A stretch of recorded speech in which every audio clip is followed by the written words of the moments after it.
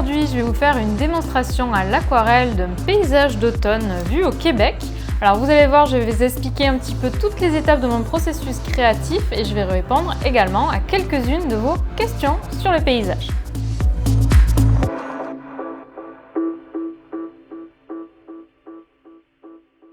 Alors tout d'abord, super contente de vous parler de ces beaux paysages du Québec parce que j'en garde un très bon souvenir. En 2016, je crois, j'étais allée au Québec pendant l'été indien en octobre et c'était vraiment sublime, magnifiques couleurs partout. Donc une grosse dédicace à nos amis du Québec parce que je sais que vous êtes nombreuses et nombreux à nous regarder depuis le Québec et également une dédicace à Valentin qui monte nos vidéos et qui habite aussi au Québec. Donc c'est parti pour ce paysage québécois, let's go!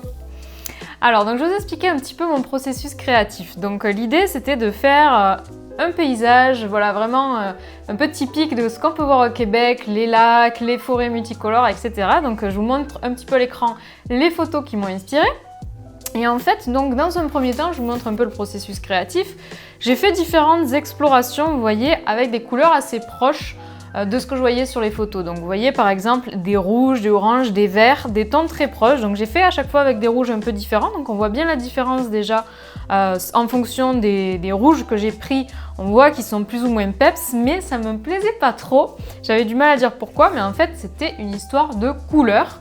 En fait personnellement j'aime pas trop le rouge vif. Je l'utilise quasiment jamais tel quel, et là je l'avais utilisé parce que je le voyais sur les photos. En fait c'est quelque chose qui est assez difficile je trouve avec les paysages, cette idée de pas forcément refaire exactement ce qu'on voit sur la photo, même si c'est les couleurs de la nature, on peut s'en affranchir et on peut utiliser les couleurs qui riment un peu plus avec votre propre style artistique.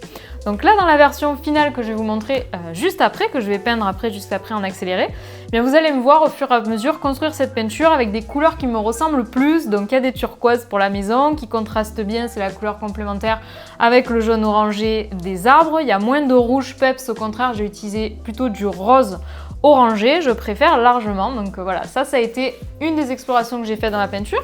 Après, une autre exploration du processus créatif, ça a été le cadrage. Donc vous voyez, j'ai exploré différentes choses, des cadrages très serrés comme ça, des cadrages avec beaucoup plus d'espace négatif autour. J'aimais pas forcément trop ce côté un peu parfait, donc j'ai exploré quelque chose de très différent. Vous voyez, ici, j'ai exploré quelque chose où j'ai fait un peu plus des marques, quelque chose d'un peu plus relâché, voilà, parce que c'est pas parce que, eh bien, on montre, je teste différentes façons de faire des paysages, ça évolue tout le temps. Donc là, j'ai testé quelque chose de beaucoup plus relâché avec des marques, beaucoup plus relâché aussi sur les reflets. J'aimais bien ça, donc j'ai décidé de garder cet aspect-là pour la partie basse de mon dessin. Donc ça vous explique un peu, voilà, comment j'ai construit le dessin. Là, il y a d'autres explorations, vous voyez, il n'y a plus de rouge, du coup, cette fois-ci, j'ai plus des couleurs orangées et bleues que du rouge. Donc il y a plein d'éléments que j'aime bien dans tous ces petits morceaux. Voilà, et quoi dire d'autre sur ce dessin? Après il y a les reflets que j'ai essayé d'explorer. Alors il y avait à la fois les reflets verticaux des arbres et les reflets horizontaux un peu plus au premier plan. Donc vous allez me voir construire ça au fur et à mesure et c'est parti. Alors pendant que je construis un petit peu cette peinture en accéléré, la démonstration, je vais vous expliquer un petit peu, je vais vous donner quelques conseils, je vais répondre à quelques-unes de vos questions. Donc par exemple, on a souvent la question comment donner de la perspective dans le paysage. Alors souvent la question de la perspective, ça revient beaucoup comme la question je ne sais pas dessiner, est-ce qu'il faut savoir dessiner pour peindre à l'aquarelle? Alors c'est sûr que bien sûr, si on connaît les bases du dessin, les bases de la perspective, ça aide à mieux appréhender un sujet et à peindre plus facilement le sujet, bien entendu. Mais vous pouvez, pour des paysages naturels, comme je le fais là, où les éléments humains, c'est-à-dire les petites maisons, sont extrêmement simples, vous pouvez vous affranchir de toutes les règles de la perspective. Alors, je ne dis pas qu'il faut faire n'importe quoi, mais vous n'êtes pas obligé de connaître par cœur toutes les règles de la perspective pour faire des paysages naturels. Il y a d'autres astuces qui permettent de retranscrire la profondeur sans pour autant connaître les différents points de fuite, etc. Alors bien sûr, si on les connaît, ça aide encore une fois. Par exemple, dans la nature, vous avez vous allez pouvoir rencontrer par exemple la perspective linéaire quand vous avez un champ de lavande par exemple, ou une barrière avec des pylônes, etc. où on a cette impression de profondeur qui est donnée par l'alignement d'objets, une allée d'arbres, ou ce genre de choses. Effectivement, on va le rencontrer dans la nature, même si c'est pas quelque chose d'humain comme un bâtiment, mais ça reste plus abordable, je trouve, que la perspective vraiment complexe des bâtiments et plusieurs points de fuite qu'on peut avoir dans le croquis urbain par exemple.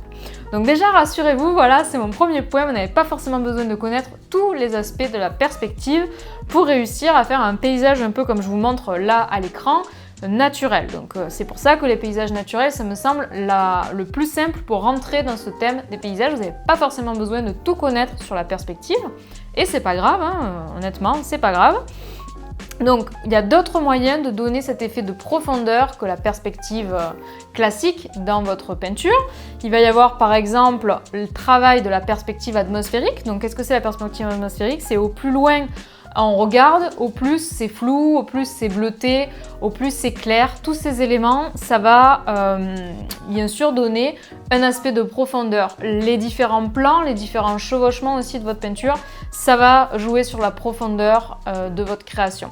Ensuite, vous avez aussi tout ce qui est des astuces simples pour réussir à transcrire cette perspective. Par exemple, quand vous avez une image de référence ou si vous êtes dans la nature, vous pouvez tout simplement observer avec votre pinceau, avec votre crayon, les angles que font les éléments. Par exemple, si vous regardez une maison, vous regardez son toit et vous mettez votre stylo un peu comme ça pour essayer de refaire l'angle du toit de la maison, par exemple, et le reporter sur votre dessin. C'est des petites choses comme ça qui peuvent rendre votre dessin plus réaliste. Alors, dans mon cours Parcours Paysage, qui est mon cours vidéo complet sur les paysages, je vous donne plein d'astuces pour réussir à tirer des informations d'une photo. D'ailleurs, toutes les photos ne sont pas forcément hyper simples à refaire à la peinture, d'ailleurs, c'est important de le savoir. Mais ce que je peux vous dire d'éléments principaux, c'est déjà, vous n'êtes pas obligé de reproduire exactement votre photo ou ce que vous avez sous les yeux dans le réel. Vous pouvez récupérer certains éléments, enlever des éléments, mettre en avant certains éléments et pas d'autres. Ça, c'est vraiment le point principal, c'est de s'affranchir de ce que vous voyez. Une fois de plus, vous n'êtes pas obligé, parce que c'est le paysage, de le refaire tel quel absolument. Alors bien sûr, si vous voulez garder un souvenir de l'endroit où vous êtes allé, par exemple, vous n'allez pas le faire complètement différemment. Mais voilà, n'hésitez pas à être créatif et à pas forcément composer exactement ce que vous voyez. Vous pouvez justement bouger certains éléments, vous pouvez créer des chevauchements qui vont accentuer l'impact de votre peinture. Ça ne suffit pas juste de savoir bien utiliser les couleurs, etc. Moi, je trouve que c'est important, cet aspect composition, cet aspect observation avant de vous lancer. Donc, je vous conseille notamment d'avoir un élément où vous allez essayer d'attirer l'œil et après, voilà, vous allez mettre plus ou moins de détails à certains endroits.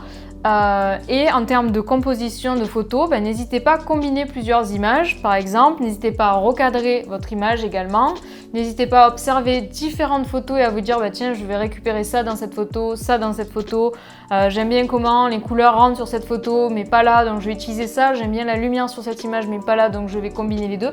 Voilà, essayez d'être créatif. Vous avez la possibilité, grâce à la peinture, vous pouvez faire autrement que sur les photos, vous pouvez faire à votre façon, donc profitez-en. Alors, est-ce qu'on peut réaliser un paysage avec beaucoup de couches successives? Oui, c'est tout à fait comme ça que je travaille moi personnellement, c'est par accumulation de couches. Effectivement, je vais d'abord mettre des couches claires, plus dans le mouillé souvent, faire des fondus et au fur et à mesure rajouter des couches pour intensifier les couleurs. Vous allez le voir au fur et à mesure que je construis la peinture que vous êtes en train de voir, je rajoute des couches au fur et à mesure et ça intensifie clairement les couleurs. Ça permet également d'intensifier les foncés notamment et d'avoir des foncés encore plus foncés.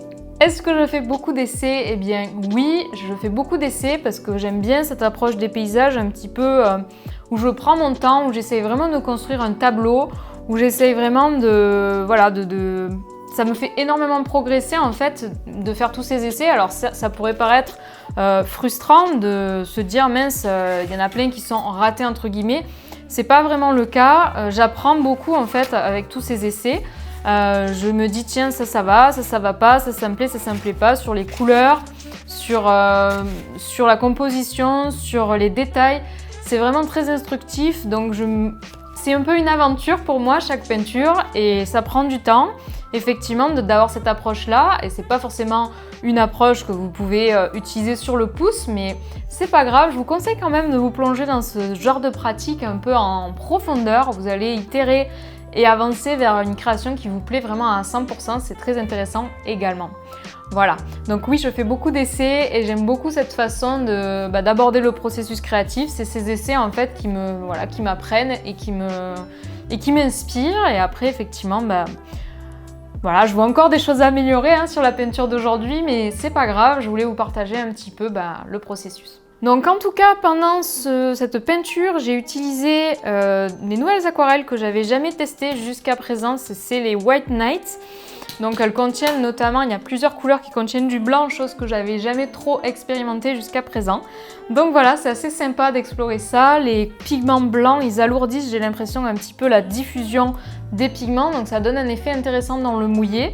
Les pigments restent plus en place et ils bougent moins. Donc du coup, c'est quelque chose que je pense que je vais continuer à explorer, à tester, malgré le fait qu'on dit qu'il faut éviter les pigments blancs à l'aquarelle, que c'est pas comme ça qu'on fait l'aquarelle. Et bien écoutez, je m'en fiche un peu, j'explore, je teste et je verrai bien, mais c'est vrai que c'était amusant de tester ces couleurs qui sont un peu différentes de celles dont j'ai l'habitude et qui combinaient bien avec ma palette signature que j'ai habituellement. Merci à vous en tout cas d'avoir regardé cette vidéo, j'espère que le processus créatif et la démo vous auront inspiré. En tout cas, on se retrouve dès la semaine prochaine pour un nouveau thème, donc restez connectés, n'oubliez pas de vous abonner si ce n'est pas déjà fait et dites-nous un petit peu en commentaire si vous êtes inspiré pour vous lancer dans les paysages. Allez, je vous dis à bientôt, salut!